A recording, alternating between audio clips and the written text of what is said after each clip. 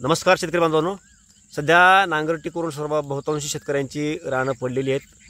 लवकरात लवकर रोटर करून घ्या, पाळी मारून घ्या आणि मधले दसकट वेचून घ्या.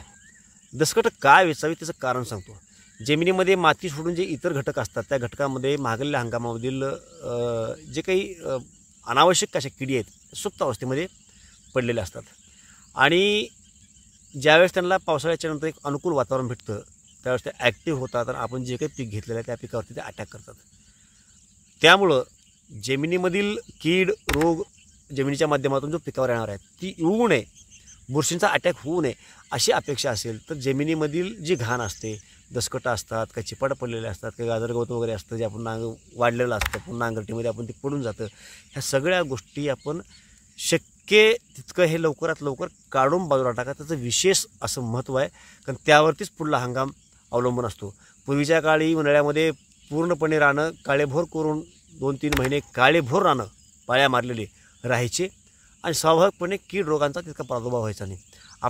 आपण म्हणतो वारंवार की सध्याच्याला रोग किडींचा प्रादुर्भाव लय वाढला आहे, परंतु तो वाढण्यामध्ये ह्यांचा फार मोठा हिस्सा असतो ह्या दसकटांचा, जमिनीमध्ये ह्या अवशेषांचा. कारण यामध्येच ते सुप्त अवस्थेमध्ये असतात आणि त्यामुळं ही जर वेचून आपण बाजूला काढली तर जमिनीमधील घेणाऱ्या पुढल्या पिकावरती रोग किडी यांचा वातावरणामुळेच थोडा बहुत प्रमाणामध्ये काय अटॅक होईल आणि त्याचा फार मोठ्या प्रमाणात अटॅक होते. आणि त्यामुळे स्वाभाविकपणे आज आपण 4 रोजगारी लावून ते काढून घेतलं तर ह्याची भरपूर निघत असते.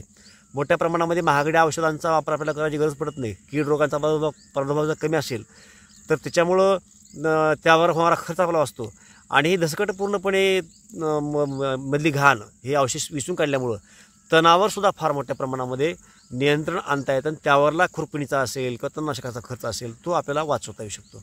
त्यामुळं दसकटं वेचणं अतिशय महत्त्वाचं आहे. लवकरात लवकर जमिनीमधील दसकटं घाण जी काही पडली असेल ती काढून जमीन काळीभोर चकाचक करा आणि पेरणीसाठी जमीन तयार ठेवा. ह्याच्यामुळं विशेष फायदा होतो. या बाबतीमधले आपले अनुभव निश्चितपणे कमेंटला कळवा. आणखीन कुठल्या मुद्द्यावरती आपल्याला माहिती पाहिजे ते सुद्धा कमेंटला कळवा. लवकरच भेटू. जय महाराष्ट्र.